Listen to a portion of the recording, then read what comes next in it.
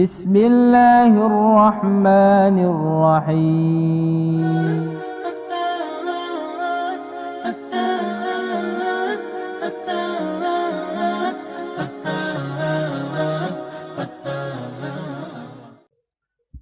Hari ini kita akan membahas tafsir surat Al-Asr, dan sebelumnya kita akan membaca surat yang mulia ini. Semoga Allah Subhanahu wa taala memberkahi majelis kita.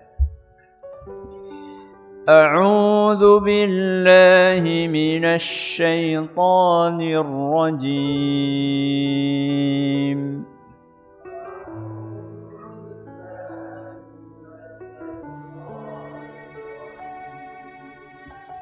Bismillahirrahmanirrahim.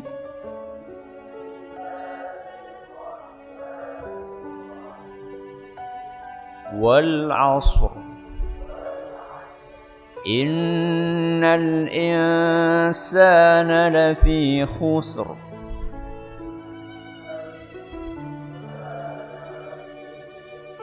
إلا الذين آمنوا وعملوا الصالحات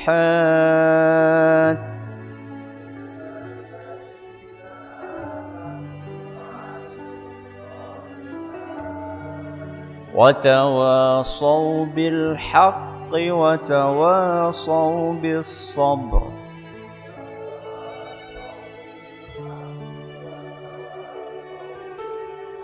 Jamaah sekalian kami hormati, surat Al-Asr ini adalah surat Makkiyah menurut mayoritas ulama. Surat apa? Makkiyah menurut mayoritas ulama. Surat ini terdiri dari berapa ayat? Berapa ayat? 3 ayat. Pendek atau panjang? Pendek. Makanya sering jadi surat favorit. Sering jadi surat favorit karena pendeknya atau karena kandungannya. Imam Syafi'i rahimahullahu ta'ala, beliau pernah mengatakan, "Lau tadabbaran nasu hadhihi surah lawasi'athum." Seandainya manusia semuanya itu mentadabburi surat ini, memahami, merenungi, meresapi kandungannya, niscaya itu sudah cukup buat mereka. Sudah tidak perlu banyak nasihat. Cukup dengan satu surat ini bisa jadi modal untuk menghadapi kehidupan dunia ini. Cuman sayangnya banyak orang memfavoritkan surat ini baru karena pendeknya. Mudah-mudahan setelah kajian tafsir ringkas ini kita naik kelas. Jangan cuma dari dulu TK pemening PAUD. Naik kelas kita, mudah-mudahan bisa melangkah kepada memahami kemudian mengamalkan. Ayat yang pertama bunyinya adalah wal 'ashr. Ini adalah sumpah. Ini adalah sumpah. Seperti wadduha, seperti wasyamsi, seperti wallaili, seperti wattini. Allah Subhanahu wa ta'ala mengawali firman-Nya dengan sumpah. Media sumpahnya apa? Al-'ashr. Apa itu Al-Asr? Sekurang-kurangnya ada 3 penafsiran ulama. Penafsiran yang pertama, Al-Asr adalah masa atau waktu. Masa di sini S-nya cuma 1. Kalau S-nya 2 artinya orang banyak. Bukan masa, tapi masa. Masa atau waktu. Penafsiran yang kedua adalah sore hari, waktu sore. Penafsiran yang ketiga adalah sholat asar. Coba diulangi, ada berapa penafsiran? 3. Yang pertama masa atau waktu. Yang kedua, sore hari. Yang ketiga, sholat asar. Yang pertama, waktu. Kenapa waktu ini dijadikan sebagai media sumpah oleh Allah Subhanahu wa Ta'ala? Karena waktu ini istimewa. Masa atau waktu itu istimewa. Apa istimewanya? Masa atau waktu itulah wadah dari perbuatan kita. Kita berbuat itu ada wadahnya, ada tempatnya. Tempatnya itu adalah waktu. Dan seluruh kejadian juga wadahnya adalah waktu itu. Baik kejadian yang telah lampau, ataupun yang terjadi sekarang, ataupun yang akan terjadi di masa yang akan datang. Entah itu kejadian yang menyenangkan atau kejadian yang menyedihkan. Kejadian yang enak maupun kejadian yang tidak enak. Yang menimpa satu orang atau orang banyak. Semuanya itu wadahnya adalah masa atau waktu. Ini penafsiran yang pertama. Penafsiran yang kedua, wal asri, artinya adalah waktu sore. Kenapa Allah Subhanahu wa Ta'ala bersumpah dengan waktu sore? Karena waktu sore itu waktu yang istimewa. Waktu sore adalah waktu yang istimewa. Makanya di dalam agama kita ada zikir pagi, sore. Karena waktu pagi adalah waktu yang istimewa dan sore juga waktu yang istimewa. Allah Subhanahu wa Ta'ala berfirman dalam surat Al-Ahzab ayat 41 sampai 42. Surat apa? Al-Ahzab ayat 41 sampai 42. Allah Azza wa Jalla berfirman, ya ayyuhalladzina amanu dzkurullaha dzikran katsira. Wahai orang-orang yang beriman, zikirlah yang banyak. Zikirlah yang banyak. Kapan? Kapan? Kapan saja. 24 jam. Setelah itu Allah lanjutkan firman-Nya, wasabbihuhu bukratan wa asila. Dan bertasbihlah kalian di waktu pagi dan di waktu sore. Ayat berapa sampai berapa tadi? Ayat 41 dan 40. Ayat 41 isinya Allah memerintahkan kita untuk zikir yang banyak. Kapan? Kapan saja. Ayat yang kedua Allah memerintahkan kita untuk bertasbih. Kapan? Di waktu pagi dan sore. Saya tanya, tasbih itu zikir atau bukan? Zikir. Pagi dan sore itu waktu atau bukan? Waktu. Kenapa diulang sama Allah Azza wa Jalla?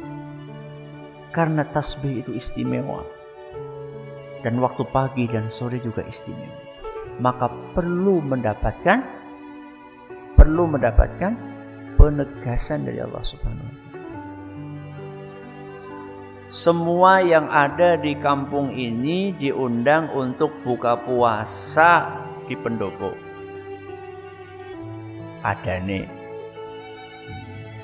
Semua yang di kampung ini diundang buka puasa di pendopo, termasuk Pak Ali badannya. Nah, anak sinceran Ali. Termasuk Pak Ali. Pak Ali itu warga kampung atau bukan? Warga kampung. Kenapa disebutkan spesial? Aja ngasih kriwat ya Pak Ali ya. Padahal Pak Ali itu sudah masuk dalam kategori warga kampung itu. Jadi Allah Subhanahu wa Ta'ala ketika menyebutkan, mengulang lagi bukratan wa asila, waktu pagi dan petang, itu menunjukkan bahwa dua waktu ini adalah waktu yang istimewa. Makanya Allah menggunakannya sebagai media sumpah, wal asri. Ini penafsiran yang kedua. Apa yang kedua? Sore hari. Penafsiran yang ketiga, napa? Salat asar. Kenapa salat asar disebutkan? Karena istimewa. Dijadikan media sumpah karena salat asar istimewa. Makanya Allah berfirman, hafidhu 'alas salawati was salatil wusto. Jagalah solat-solat kalian dan solat wusto. Solat wusto itu solat asar. Jagalah solat-solat kalian dan solat asar. Solat asar itu termasuk solat atau bukan? Termasuk. Kenapa disebutkan? Karena istimewa. Istimewa juga sekaligus berat. Asar apa itu orang? Berat. Waktunya orang istirahat. Waktunya orang capek. Makanya di antara sholat yang paling sering diundur-undur adalah sholat asar. Ada yang baru pulang kerja, engkau disit lah, ngopi disit, layah-layah disit. Ada yang di PT, masa jam 3 wis bali, yang engkau jam 4, jam 5, akhirnya asarannya jam 5:30.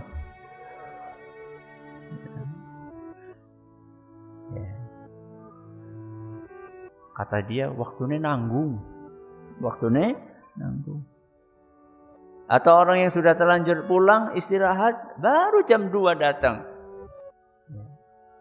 Kira-kira kalau jam 2 sampai rumah bisa lep jam berapa? Jam 2:30 paling tidak. Asar jam 3. Nembe setengah jam. Enak setengah jam tidur langsung bangun? Gitu. Mumet. Buat sirah. Makanya Allah Subhanahu wa taala tekankan salat asar. Hafizu 'alas sholawati was sholatil wusta. Jagalah salat-salat kalian, termasuk di dalamnya salat asar. Ini Allah sampaikan dalam surat Al-Baqarah ayat 238. Jadi Allah mengawali surat ini dengan sumpah. Wal asri. Ayat yang kedua. Setelah Allah Subhanahu wa taala bersumpah, maka Allah menyebutkan isinya. Ketika kita bersumpah demi Allah. Demi Allah apa? Demi Allah aku cinta padamu. Nah, itu kan isinya. Ini isinya. Nah, sekarang setelah Allah bersumpah demi masa atau demi waktu, isinya apa? Sumpahnya itu ada dalam ayat yang kedua. Innal insana lafi khusri. Sungguh manusia berada dalam kerugian.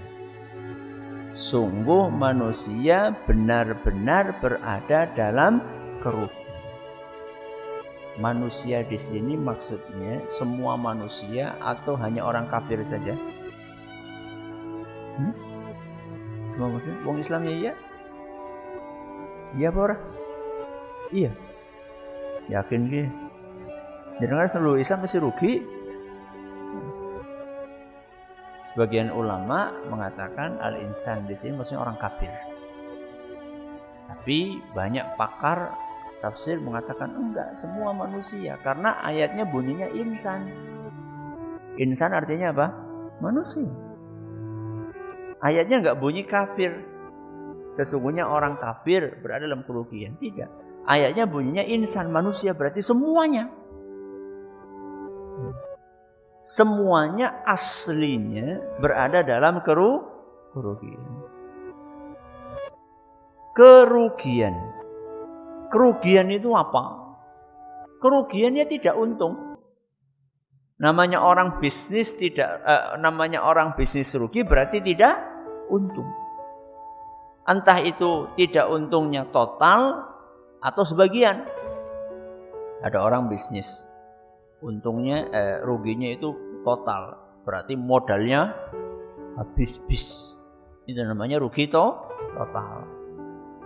Ada orang yang ruginya sebagian aja, antara keuntungannya dengan modalnya itu nggak ngejar, akhirnya nggak bisa untuk nutup modal. Ini untung, ini rugi tapi tidak total. Nah, kalau orang bisnis biasanya modalnya adalah uang. Kalau orang hidup di dunia ini ingin beramal ukhrawi, maka modalnya adalah waktu. Modalnya adalah waktu, umur. Makanya Allah Subhanahu wa taala jadikan waktu ini sebagai media sumpah. Karena ini adalah modal kita untuk mengejar surga Allah Subhanahu wa taala. Sehingga Allah Subhanahu wa taala menceritakan di dalam Al-Qur'an bagaimana penyesalan manusia yang menyia-nyiakan waktu dan umurnya. Allah ceritakan itu dalam surat Fatir ayat 37. Surat apa? Fatir ayat 37. Allah Subhanahu wa taala berfirman, "Wa hum yastarikhuna fiha." Dan para penduduk neraka mereka berteriak-teriak di dalamnya. Di dalam apa? Di dalam neraka. Mereka teriak-teriak ngomong apa? Rabbana akhrijna na'mal salihan ghairal ladzi kunna na'mal. Mereka berteriak-teriak ngomong kepada Allah, wahai Rabb kami, akhrijna, keluarkan kami. Na'mal salihah, kami ingin beramal soleh. Kembalikan kami ke dunia, kami ingin beramal soleh. Ghairal ladzi kunna na'mal.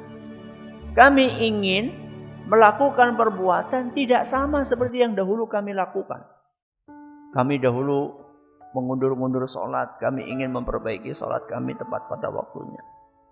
Kami dahulu belum menutup aurat, sekarang kami ingin menutup aurat. Kami dahulu masih bergelimang dengan riba, sekarang kami ingin tinggalkan riba. Apa jawaban Allah Subhanahu wa taala ketika mendengar isi dari permintaan para penghuni neraka? Allah langsung jawab, awalam nu'ammirkum ma yatadzakkaru fihi man tadzakkar. Allah jawab, bukankah kalian sudah kami beri umur? Nah kan, modalnya sudah kami kasih. Kalian kan sudah dikasih modal umur. Dan umurnya itu sudah cukup buat kalian untuk bisa berpikir. Ada yang umurnya dikasih sama Allah 60 tahun, ada yang umurnya sudah dikasih sama Allah 70 tahun, ada yang 50 tahun, ada yang 80 tahun, ada yang 90 tahun. Apa tidak cukup umur yang sekian banyak ini kalian gunakan untuk merenung, berpikir, memperbaiki diri, introspeksi diri? Pundakmu itu sudah bungkuk, belum juga tergerak hatimu untuk sholat. Gigimu sudah rontok, rambutmu sudah ubanan, gak tergerak juga untuk belajar agama, ngaji. Awalam nu'ammirkum, bukankah kami telah beri umur kepada kalian? Ini modal kita. Makanya Allah Subhanahu wa taala bersumpah dengan waktu. Manusia betul-betul berada di dalam kerugian ketika dia tidak menggunakan modal tersebut. Namanya orang rugi, tadi kan saya katakan ada yang rugi total, ada yang rugi sebagian, parsial. Siapakah orang-orang yang rugi total? Orang-orang yang rugi total adalah orang-orang kafir. Mereka lah orang-orang yang rugi total. Makanya Allah Subhanahu wa taala ketika menceritakan orang-orang kafir ini, Allah katakan mereka sebagai manusia-manusia yang betul-betul merugi. Allah sampaikan itu dalam surat Ali Imran ayat 85. Surat Ali Imran ayat 85. Wa may yabtaghi ghairal Islam dina. Barang siapa yang mencari agama lain selain Islam, fala yuqbala minhu. Tidak akan pernah diterima ajaran tersebut oleh Allah Subhanahu wa taala. Wa huwa fil akhirati minal khosirin. Dan dia di akhirat akan termasuk orang-orang yang rugi. Total mereka rugi. Kenapa mereka rugi total? Karena apapun yang mereka miliki tidak akan bermanfaat untuk menebus siksaan yang akan mereka rasakan. Walaupun mereka punya deposito triliunan, walaupun mereka punya lahan ribuan hektar, walaupun mereka punya mall puluhan, walaupun mereka punya kendaraan, punya jet, punya ini dan punya itu, apa yang mereka miliki ini tidak akan bisa digunakan untuk menebus kerugian tersebut. Karena mereka ruginya rugi total, gak bisa lagi ditebus. Allah sampaikan itu dalam surat Al-Maidah ayat 36. Surat Al-Maidah ayat 36. Innal ladzina kafaru. Sesungguhnya orang-orang kafir. Lihat, mereka yang rugi total. Lau anna lahum ma fil ardi jami'a. Seandainya mereka memiliki seluruh isi bumi. Jadi bukan cuma punya hutan sekian ribu hektar, bukan. Bumi semuanya milik dia. Lau anna lahum ma fil ardi jami'a. Seandainya apa yang ada di muka bumi ini semuanya jadi milik mereka.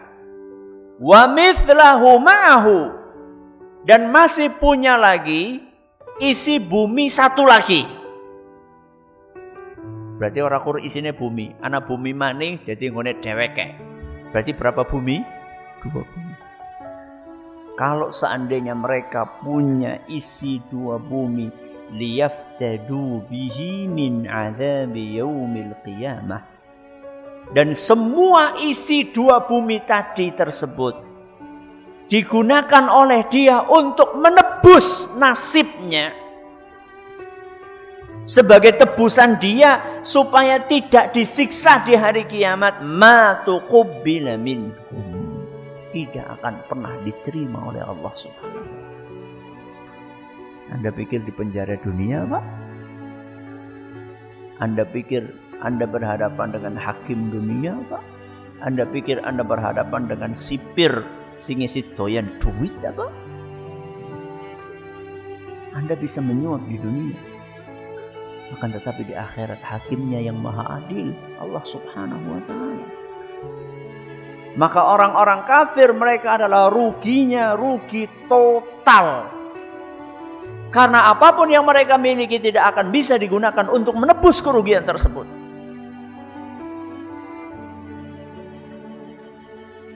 Nah, tadi ada yang ruginya bukan total.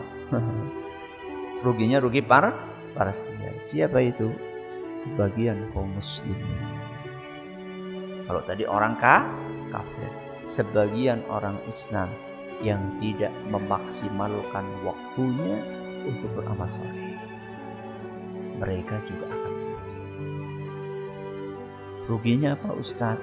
Ruginya mereka tidak bisa menempati derajat yang tinggi di surga. Atau ruginya mereka harus mampir dulu ke neraka.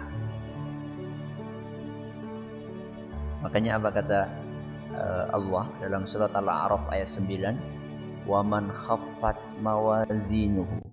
Barang siapa yang timbangan amal solehnya lebih ringan dibandingkan timbangan dosa-dosanya.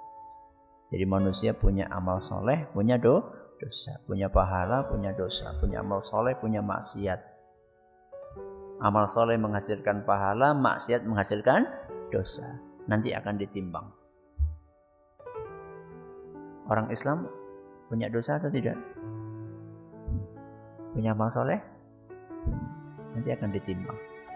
Faman khaffat mawazinuhu. Barang siapa yang timbangan amal solehnya ternyata lebih ringan dibandingkan timbangan dosa-dosanya, fa ulaika alladzina khasiru anfusahum. Mereka adalah manusia-manusia yang membuat rugi dirinya sendiri, rugi. Jadi orang Islam pun, kaum muslimin pun bisa rugi. Ruginya apa tadi? Tidak jadi menempati derajat yang tinggi di surga, atau kalaupun masuk surga mampir dulu di neraka. Rugi atau tidak? Rugi. Tanggane wis pada mlebu surga dhisik, iki dadakan transit. Jadi betul-betul rugi.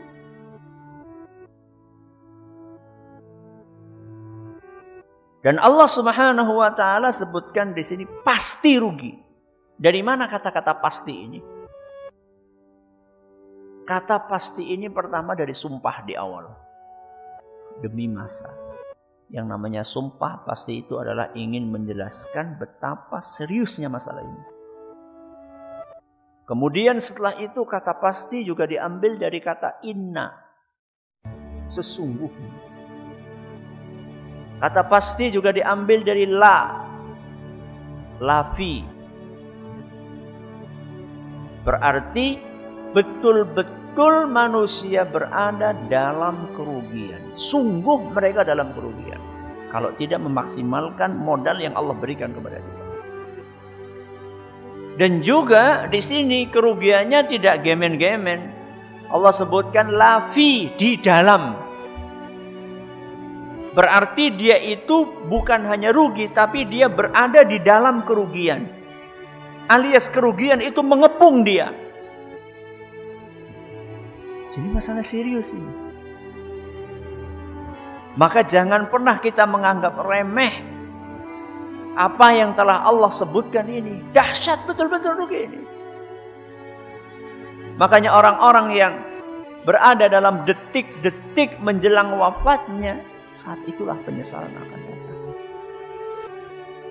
Dia berandai-andai-andaikan Allah kasih saya tambahan umur 1 minggu. Atau kalaupun enggak 1 minggu ya 1 hari. Kalaupun tidak 1 hari ya 1 jam. Untuk apa? Untuk Facebookan lagi? Untuk WA-an lagi? Ingin baca Quran. Ingin beristighfar, minta ampun kepada Allah. Karena saya baru sadar, oh iya ya ternyata modal amal solehku baru sedikit. Ternyata dosa-dosaku menumpuk. Itulah penyesalan yang hakiki. Penyesalan menjelang kematian dan saat itu tidak ada manfaatnya penyesalan. Penyesalan yang bermanfaat sekarang. Ketika kita sedang sehat walafiat. Ketika nyawa masih dikandung badan, ketika nafas masih enak, inilah penyesalan yang bermanfaat saat ini. Makanya Ali bin Abi Thalib, beliau mengatakan, ala wa innal yawma amalun bila hisab, wa gadan hisabun bila amal. Ketahuilah, sekarang itu waktunya beramal. Sekarang masih hidup kita waktunya beramal. Belum ada hisab. Hisab penghitungan belum ada. Wa ghadan, nanti di akhirat hisabun wal amal. Nanti di akhirat isinya cuma hisab. Hisab penghitungan amalan dan tidak ada peluang untuk beramal. Makanya peluang untuk beramal sekarang. Bersyukurlah manusia yang bisa mengisi umurnya dengan amal dan meninggalkan perbuatan-perbuatan dosa. Innal insana lafi khusr. Sesungguhnya manusia benar-benar berada dalam kerugian. Kemudian ayat yang terakhir Allah Subhanahu wa taala sampaikan illal ladzina amanu, kecuali. Alhamdulillah. Ternyata kita bisa keluar dari kerugian. Tadi kan disebutkan lafi, berada di dalam. Jadi kita tenggelam di dalam kerugian. Tapi ternyata kita masih bisa keluar dari kerugian. Tapi ada syaratnya. Syaratnya Allah sebutkan semuanya dalam satu ayat ini. Ayat keberapa? Ayat ketiga. Apa syaratnya? Ada 3. Syaratnya ada 3. Illalladzina amanu. Ini syarat yang pertama. Kok ada 3? Ada 4. Lupa. Ada berapa? Ada 4. Illalladzina amanu. Ini yang pertama. Wa amilus shalihat. Ini yang kedua. Wa tawasaw bil haq. Ini yang ketiga. Wa tawasaw bis sabr. Ini yang keempat. Manusia akan selamat dari kerugian seandainya dia memenuhi 4 syarat yang disebutkan dalam akhir surat Al-Asr. Mari kita awali dengan yang pertama. Illalladzina amanu. Kecuali orang-orang yang beriman. Berarti syarat yang pertama nopo? Iman. Kalau orang pengen selamat dari kerugian, kalau orang pengen bisa keluar dari kungkungan kerugian, maka syarat yang pertama dia harus iman dulu. Nah, iman itu apa? Pernah ditanyakan oleh malaikat Jibril. Pernah ditanyakan oleh malaikat Jibril.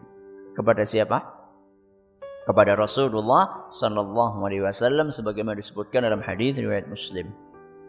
Malaikat Jibril berkata kepada Nabi SAW, Ya Muhammad, akhbirni anil iman. Muhammad, iman itu apa toh? Maka kemudian Nabi kita Muhammad SAW menjawab, An tu'mina billahi wa malaikatihi wa kutubihi wa rusulihi wal yawmil akhir wa tu'mina bil qadari khairihi wa syarrihi. Iman itu ya engkau beriman kepada Allah. Terus pada para malaikat, terus kepada kitab-kitab, habis itu para rasul, terus hari akhir, lalu kepada takdir yang baik dan yang buruk. Itulah iman. Dan tentunya iman yang bermanfaat itu adalah iman yang betul-betul diyakini. Dan keyakinan itu tidak terselipi oleh keraguan. Jadi yakin temenanan. Orang yakin yakinan. Tapi yakin beneran. Dan inilah keimanan yang ideal. Orang iman-imanan tok, tapi iman sing temenanan. Iman yang beneran. Iman yang beneran itu yang bagaimana Ustaz? Orang bisa sampai pada level keimanan yang ideal itu bagaimana? Kalau seandainya dia landaskan iman itu di atas ilmu. Jadi orang tidak akan sampai kepada level keimanan yang ideal kalau dia tidak berilmu. Berilmu tentang apa Ustaz? Ya tentang iman-iman yang tadi disebutkan. Rukun iman yang 6 tadi. Gimana kita akan yakin tentang Allah subhanahu wa ta'ala kalau kita tidak punya ilmu tentang Allah? Maka kita harus belajar. Iman kepada Allah itu bukan cuma meyakini bahwa Allah itu ada. Nggak cukup itu. Abu Jahal pun meyakini kalau Allah ada. Jangankan Abu Jahal, makhluk yang lebih parah dari Abu Jahal siapa? Iblis. Iblis juga meyakini Allah itu ada. Makanya iblis memanggil Allah apa? Rabbi. Rabbi bima aghwaytani. Dia memanggil Allah Rabbi, berarti dia percaya enggak Allah ada? Percaya. Jadi meyakini Allah ada itu belum cukup.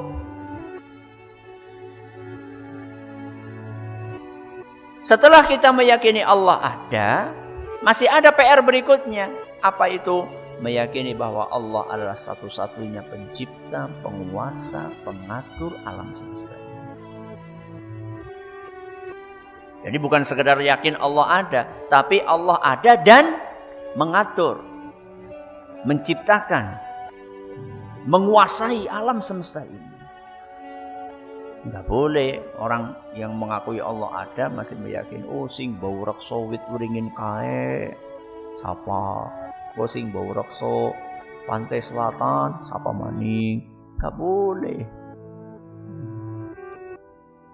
Namanya orang sudah meyakini beriman rukun iman yang pertama, gak cukup dia hanya mengatakan Allah ada, tapi dia harus yakin bahwa yang menguasai, yang menciptakan, yang mengatur alam semesta ini adalah Allah Azza wa Jalla.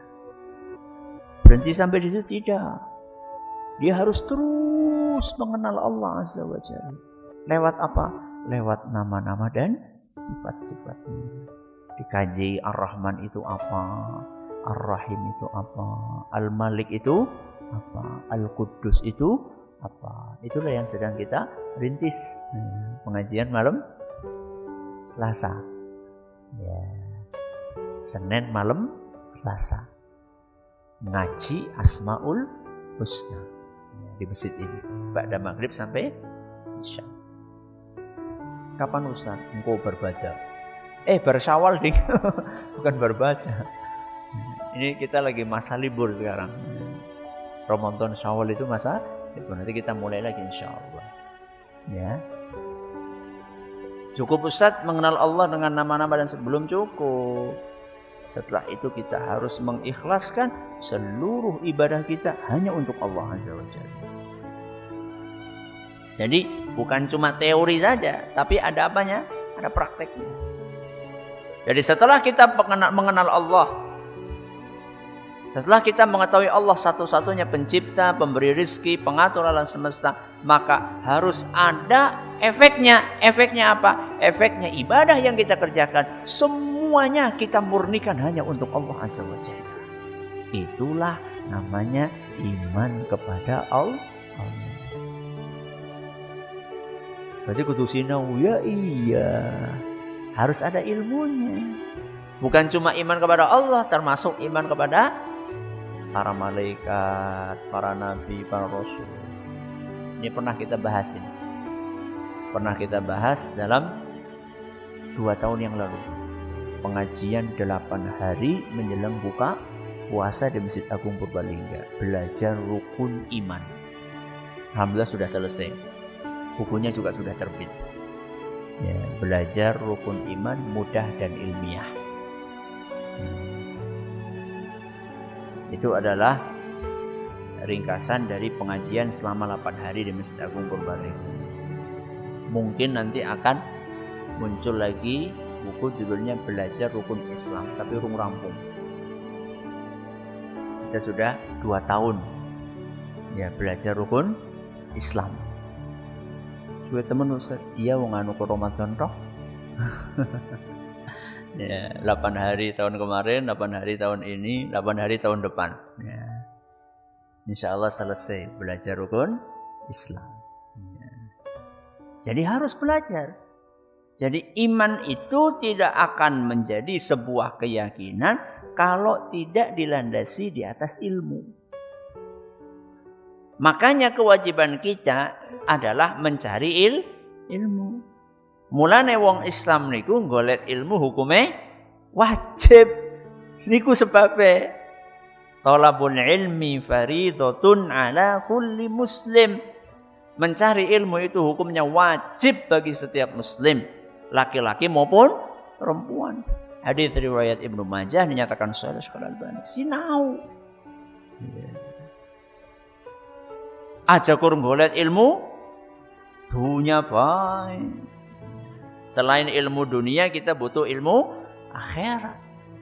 Ini yang pertama, illal ladzina aman. Yang kedua napa? Wa amilus solihat. Kalau pengen selamat dari kerugian, maka yang kedua adalah harus wa amilus solihat. Beramal solih. Ini penting banget ki. Kita sering dengar kata-kata amal soleh. Tapi kadang-kadang kita itu tidak berusaha untuk memahami dengan benar. Wa amilus solihat, beramal soleh. Berarti yang diminta dari seorang muslim itu bukan sekedar beramal. Tapi amalannya kudu solih. Solih siapa? Apik. Perasaan apik. Nah gue masalahnya. Perasaanmu masalahnya. Aku yang duwe perasaan. Anda punya perasaan, aku juga punya perasaan. Loh, perasaannya sing endi sing bener? Aku ngrasane apik. Piye? Loh, caranya mbek apik. Maka harus ada ukurannya, baik menurut siapa? Karena yang baik menurut saya belum tentu baik menurut Anda, yang baik menurut Anda belum tentu baik menurut saya. Kan jadi relatif, bingung kan? Maka ukurannya adalah baik menurut Allah, baik menurut Rasul SAW. Kalau ini sudah tidak relatif lagi, sudah menurut Allah baik, menurut Rasul SAW baik. Terus yang baik menurut Allah dan baik menurut Rasul itu yang bagaimana? Kita kan sering dengar ayat surat Al-Mulk. Surat apa? Al-Mulk ayat 2. Alladzi khalaqal mauta wal hayata liyabluwakum ayyukum ahsanu amala. Allah itu menciptakan adanya hidup dan mati itu untuk menguji kalian wahai para manusia, siapakah di antara kalian yang ahsanu amala. Apa artinya ahsanu? Yang paling baik. Berarti bukan cuma baik, yang paling baik. Yang paling baik itu yang seperti apa? Dijelaskan oleh ulama kita, Imam Al-Fudail Ibnu Iyad rahimahullahu taala, kata beliau akhlasuhu wa aswabuhu. Amalan yang paling baik itu amalan yang paling ikhlas dan yang paling benar. Yang paling apa? Ikhlas dan paling benar. Ikhlas dan benar ini adalah ukuran lahir dan batin amalan. Jadi amalan apik kuwi dideleng lahire karo batine, jabane karo jerone. Luar dan dalamnya. Dalamnya itu ukuran baik ikhlas.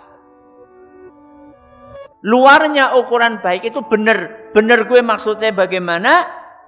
Was-shawabu idza kana 'ala sunnah. Benar itu kalau sesuai dengan tuntunan Rasul SAW. Jadi kalau pengen tahu amalan yang paling baik itu apa? Amalan yang paling ikhlas isinya, dalemannya niat kita ikhlas karena Allah Subhanahu wa taala, luarnya sesuai dengan tuntunan Rasul sallallahu alaihi wasallam. Jadi ketika zikir itu enggak cukup hanya ikhlas. Tapi zikirnya sesuai atau tidak bacaannya, caranya, waktunya sesuai dengan apa yang diajarkan sama Rasul SAW atau tidak. Ketika sholat enggak cukup hanya sekedar ikhlas. Enggak cukup hanya sekedar khusyuk. Luarnya gerakannya sesuai dengan apa yang diajarkan sama Rasul SAW atau tidak. Bacaannya, waktunya, jumlah rakaatnya. Itu namanya wa'amilus sholihat. Maka PR kita kalau pengen selamat dari kerugian tersebut, harus setelah beriman harus beramal sholih. Jadi urutannya kayak gue. Orang pengen beriman dia harus berilmu, setelah berilmu dia beramal sholih. Gak cukup dia hanya amal tanpa ilmu, gak cukup. Atau kur ilmu gak nganggo amal juga gak cukup. Makanya perpaduan antara ilmu dengan amal. Itulah yang akan menyelamatkan dengan izin Allah kita semuanya dari dua golongan yang Allah sebutkan di akhir surat Al-Fatihah. Ghairil maghdubi alaihim waladhdallin. Al-maghdubi alaihim, orang yang dimurkai oleh Allah adalah manusia-manusia yang berilmu tapi tidak mengamalkan ilmu. Waladhdallin, manusia yang tersesat golongan yang kedua adalah manusia-manusia yang banyak amal tapi tidak pakai ilmu. Sudah berapa syarat ini? 2. Illal ladzina amanu, terus wa amilus sholihat. Syarat yang ketiga, napa mau? Watawasau bil haq. Saling menasehati dalam kebenaran. Al-haq niku kebenaran. Berarti kalau orang sudah punya ilmu, sudah beriman, sudah beramal soleh, belum cukup. Kalau dia pengen betul-betul terlepas dari kerugian, dia harus saling menasehati dalam kebaikan. Ini namanya mengkikis penyakit egois. Aja mikir selamat awake dhewe ketok. Jangan cuma memikirkan keselamatan diri kita. Makanya perhatikan ayat Al-Quran apa? Ya ayyuhalladzina amanu qu anfusakum. Terus wa ahlikum nara. Wahai orang yang beriman, jagalah diri kalian dan keluarga kalian. Kita nggak boleh egois. Kita sebagai suami sudah ke masjid, istri kita sholat apa tidak? Ibu-ibu panjenengan sudah ngaji, suami jenengan ngaji atau tidak? Bapak ibu panjenengan sudah rajin tekun puasa, anak jenengan puasa atau tidak? Ini tanggung jawab kita semuanya. Ya. Gak cukup kita hanya sekedar soleh pribadi kita. Kita juga berusaha untuk muslih, memperbaiki lingkungan kita. Dimulai dari lingkungan yang paling dekat siapa? Keluarga. La yu'minu ahadukum hatta yuhibba li akhihi ma yuhibbu li nafsihi. Kalian tidak dianggap beriman sampai kalian mencintai saudara kalian seperti kalian mencintai diri kalian sendiri. Hadis riwayat Bukhari. Panjenengan bahagia atau tidak dapat hidayah? Senang napa mboten? Senang. Maka kita harus berusaha bagaimana keluarga kita pun bahagia seperti kita. Mendapatkan hidayah seperti kita mendapatkan hidayah. Kalau kita belum ada perasaan itu, maka kita belum dianggap beriman. Maka masing-masing dari kita berpikir. Masing-masing dari kita merenung, introspeksi diri. Apa yang sudah saya perbuat untuk menebarkan kebaikan kepada orang lain. Jangan cuma mikir perut dan apa yang di bawah perut. Orang Islam itu gak boleh pola pikirnya seperti itu. Apa kata Buya Hamka rahimahullah? Kata beliau, kalau hidup hanya sekedar hidup, kera di rimba pun juga hidup. Kalau hidup sekedar hidup, kera. Apa kera? Monyet, ketek. Kera di hutan pun juga hidup. Apakah kita pengen hidup seperti monyet? Kan tidak mau. Kemudian kata beliau apa? Kalau kerja hanya sekedar kerja, kurang gawe weteng wareg tok. Kalau kerja hanya sekedar kerja, kerbau di sawah pun juga bekerja. Apakah kita pengen kerja kayak kebo? Ya. Sekedar untuk kerja. Gak ada kita terpikir bagaimana kita ikut membela agama ini.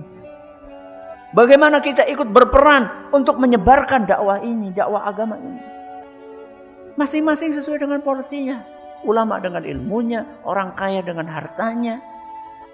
Yang ahli komputer dengan komputernya. Yang bisa nyoting dengan apa? Nyotingannya. Yang arsitek dengan keahliannya mendesain masjid gratis. Gratis Ustaz Kang di lu, jangan kamu desain rumah, desain bangunan, masjid gratis. Pondok gratis, panti asuhan gratis. Ini gratis kabeh. Ya ora kabeh. Pondok satu desa berapa sih? Ya, rumahnya lebih banyak daripada pondok. Berbuat dong sesuatu buat agama. Jangan cuma mikirkan diri sendiri. Pikirkan juga untuk kepentingan agama ini. Watawasau bil haq. Perhatikan di sini watawasau. Tawasau itu saling menasehati. Kalau ada kata saling berarti dua. Komunikasi dua arah. Jadi jenengan gue aja kur senenge nasehati tok. Kudu siap dinasehati. Gue maksudnya. Dalam rumah tangga, Anda sebagai kepala rumah tangga, Anda selain punya kewajiban untuk menasehati istri dan anak-anak, Anda juga harus siap untuk dinasehati oleh istri dan anak jenengan. Gue namanya watawasau, saling menasehati. Panjenengan jadi guru di sekolahan. Panjenengan itu guru, bukan manusia suci. Artinya bisa salah. Maka selain Anda menasihati murid Anda, jangan gengsi kalau suatu saat Anda dinasihati oleh murid Anda. Itu namanya watawasau, saling menasihati. Ustadz juga pada baik. Jadi ustadz itu bukan cuma menasihati santrinya. Suatu saat ustadznya salah, santrinya ya menasihati ustadz. Harus siap. Itu namanya watawasau. Dalam dunia pekerjaan, bos juga siap untuk menasehati dan dinasehati oleh karyawannya. Majikan harus siap untuk menasehati pembantunya dan dinasehati oleh pembantunya. Itu namanya watawasau. Siap nama badan? Siap nama badan? Siap insyaallah. Watawasau bil haq. Saling menasehati dalam kebenaran. Kebenaran itu nopo? Kebenaran ya perintah agama, larangan agama. Menasehati dalam kebaikan, ayo pada sholat. Menasehati menghindarkan dari larangan agama, ayo jangan berbuat zina. Amar ma'ruf, nahi mungkar. Yang terakhir nopo? Watawasau bis sabr. Saling menasehati dalam kesabaran. Sabar niku nopo Ustaz? Sabar niku ngempet. Apa ngempet? Menahan diri. Ngempet apa Ustaz? Menahan diri dari hal-hal yang buruk. Itu sabar. Kapan Ustaz kita sabarnya? Dalam segala kondisi. Terkait dengan konteks ayat ini, sabar ketika beriman, mencari ilmu, sabar ketika beramal solih, sabar ketika mengajarkan kebaikan atau berdakwah. Karena kan tadi kan illal ladzina amanu wa amilus sholihat wa tawasau bil haq. Ketika kita menjalankan tiga ini, itu butuh sabar. Ketika kita amanu beriman, untuk mencapai keimanan ngaji sinau, sabar nopo mboten butuh? Butuh. Nek ora sabar ya ngapa nang kene? Mendingan ngabuburit. Ngabuburit nang pengen dolan mercon. Ya wis tua sih dolan mercon isin temen. Sabar, butuh sabar. Menuntut ilmu itu butuh sabar. Bukan cuma kitanya saja yang butuh sabar. Orang-orang yang di sekeliling kita juga butuh sabar. Istri kita butuh sabar ketika kita belajar agama. Kadang-kadang istri kita, Pak, ngaji baik. Sing sabar Bu. Ya, itu. Ya. Panjenengan ketika masukkan anak ke pondok, butuh apa? Sabar. Ya. Sabar Ustaz. Iya. Pisah kan sama anak. Ya. Ada sebagian orang tua yang nggak bisa pisah sama anaknya. Oh, ngonek bisa kepriwe mangan sih kepriwe. Ya mangan urip. Ya. Masa ora urip? Insyaallah ya. Sabar. Bisa perasaan kita harus tahan, harus tekan, kangen harus kita tahan.